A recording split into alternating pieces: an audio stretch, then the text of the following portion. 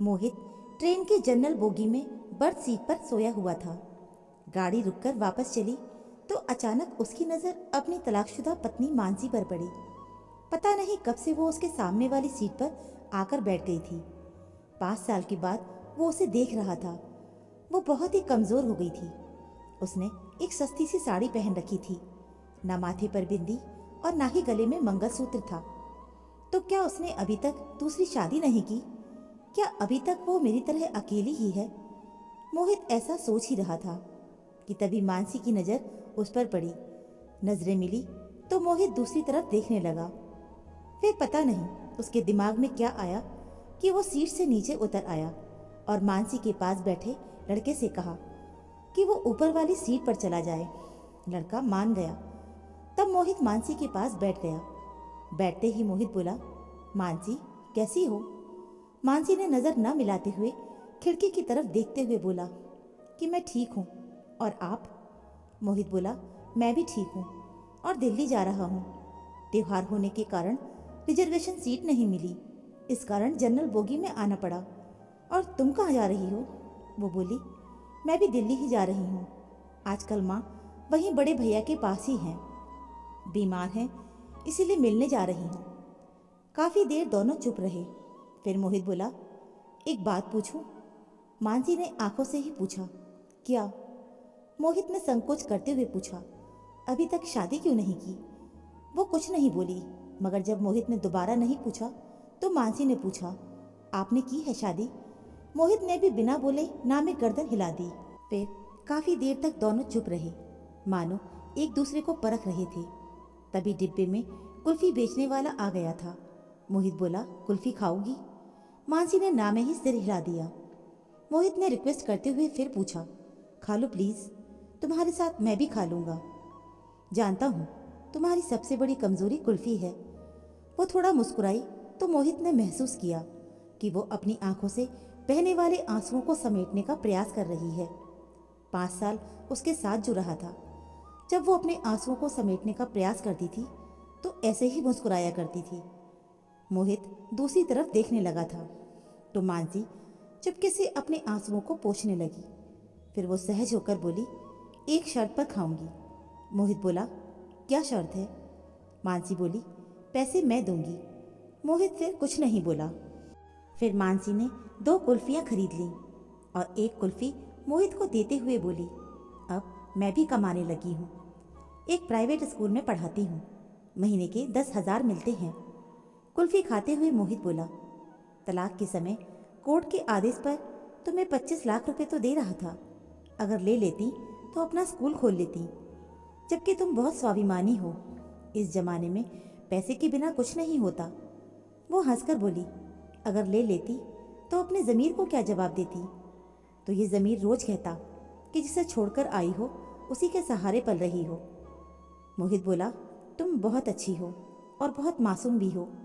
ये एहसास तुमसे तलाक लेने के बाद मुझे हुआ था। तुम यकीन नहीं करोगी, मैं बहुत बदल गया हूँ। मैंने पीना बिल्कुल छोड़ दिया है और गुस्सा भी अब बिल्कुल नहीं करता। ना ही किसी को नीचा दिखाने की कोशिश करता हूँ। जो तुम्हें बहुत बुरा लगता था, वो सब बुरी आदतें मैंने छोड़ दी हैं। वो उदास होकर बोली, अब क्या फ़ायदा? जब मैं मना किया करती थी तब आप मेरी एक भी बात नहीं सुनते थे। आपके कारण मैं हमेशा टेंशन में रहती थी। इसी कारण मुझे 2 बार गर्भपात भी हुआ, वरना आज मेरे भी 2 बच्चे होते। एक 6 साल का हो गया होता और दूसरा 4 साल का होता। कहकर वो रो पड़ी।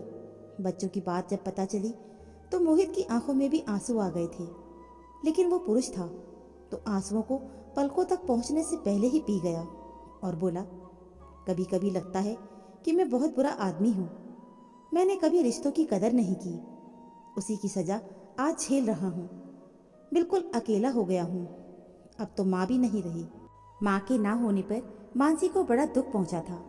वो बोली, माँ को तो भली चंगी छोड़कर आई थी, तो उनको क्या हुआ था? इस बार मोहित भावुकतावश अपने आंसुओं को नहीं रोक पाया और बोला, वो तुम्हें हर दिन याद करती थी, बोलती थी बहू को वापस घर ले आओ। मैं उन्हें कैसे समझाता कि तलाक के बाद बहुएं वापस घर नहीं आती। फिर दोनों के बीच चुप्पी छा गई थी। दिल्ली आ गया था, स्टेशन आने वाला ही था। मोहित बोला, वापस कब जाओगी? मानसी बोली, आज रात यहीं रुकूंगी, कल की सुबह की ट्रेन से वापस जाऊंगी। फिर वो वहीं पर खड़ी हो गई। मोहित भी खड़ा हो गया था और बोला, कितने बजे वाली ट्रेन से वापस जाओगी? मानसी बोली, हम गरीब लोग हैं, रिजर्वेशन नहीं करा पाते हैं, जनरल डिब्बे में सफ़र करते हैं, इसीलिए जो भी ट्रेन मिलती है टिकट लेकर चढ़ जाते हैं। इतना कहकर वो नीचे उतर गई। मोहित अपना सूटकेस संभालता हुआ उसके पीछे लपका और बोला, अगर मैं रिजर्वेशन की 2 टिकट ले लूं तो मुझे पता है कि तुम मेरे साथ नहीं चलोगी, लेकिन मैं तुम्हारे साथ सफ़र करना चाहता हूँ, जनरल में ही चल लूँगा। बताओ कितने बजे यहाँ मिलोगी? मानसी ऑटो में बैठते हुए बोली, 9 बजे यहाँ मिलूंगी। फिर उसके देखते ही देखते ऑटो आंखों से ओझल हो गया था। मोहित दिल्ली 2 दिन के लिए आया था, मगर मानसी का साथ पाने के लिए उसने अपना शेड्यूल बदल लिया। उसने जल्दी से अपने बिजनेस का काम पूरा किया और अगले दिन सुबह 8:30 बजे ही स्टेशन पर आ गया। मानसी 9 की जगह 10 बजे स्टेशन पहुंची और बोली, आप अभी तक यहीं पर हो? मैं तो सोच रही थी कि आप चले गए होंगे। मानसी बहुत खुश थी, बोली, माँ अब बिल्कुल ठीक है। मोहित बोला, मैं तुम्हारा भी टिकट ले आया हूँ, अब 30 रुपये के टिकट के लिए कुछ कहना मत। मानसी हंसते हुए बोली, अभी ट्रेन आने में आधा घंटा है, चलो तब तक कुल्फी खाते हैं, पैसे मैं दे दूंगी, हिसाब बराबर हो जाएगा। इतना कहकर वो फिर से मुस्कुरा दी। वो जब भी मुस्कुराती थी मोहित की नज़र उसके चेहरे पर ठहर जाती थी। फिर दोनों ने कुल्फी खाई और तब तक ट्रेन भी आ गई थी और फिर से एक नया सफ़र शुरू हो गया था। मगर इस सफ़र में कुछ खास था। मोहित कुछ कहने के लिए तिलमिला रहा था, मगर वो डर भी रहा था कि वो मना कर देगी। मोहित नोटिस कर रहा था कि मानसी अपने बड़े भाई के घर से एक नई साड़ी पहन कर आई थी। वो बहुत ही सुंदर लग रही थी।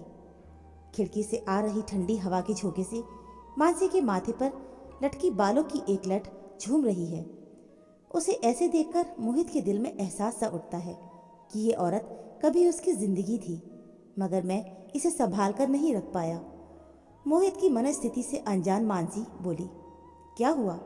आप गुमसुम से क्यों हो? दोस्त बनकर ही सही कुछ बात तो कर लो। मोहित बोला, मुझे दोस्ती नहीं चाहिए। मानसी को एक झटका सा लगा, बोली, फिर क्यों मेरे साथ सफ़र करने के लिए उतावले थे आप?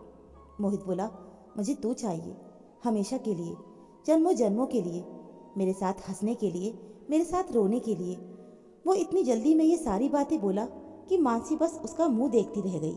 वो बोली, मैं जानती थी कि आप यही सब करोगे। मैंने कल ही सोच लिया था कि अब अकेले चलने के दिन ख़त्म हो गए हैं। मेरा हमसफ़र लौट आया है, अब आगे का सफ़र उसी के साथ तय करना है। थक गई हूँ अकेले चलते चलते। कहते हुए वो अजीब सी मुद्रा में मुस्कुराने लगी। मोहित बोला, मैं जानता हूँ, जब तेरा दिल रोने को होता है तब तू ऐसे ही मुस्कुराती है। मत रोक इन आंसुओं को, इन्हें बह जाने दो, दिल हल्का हो जाएगा। इतना सुनते ही मानसी का संयम जवाब दे गया और वो जोर से रोने लगी।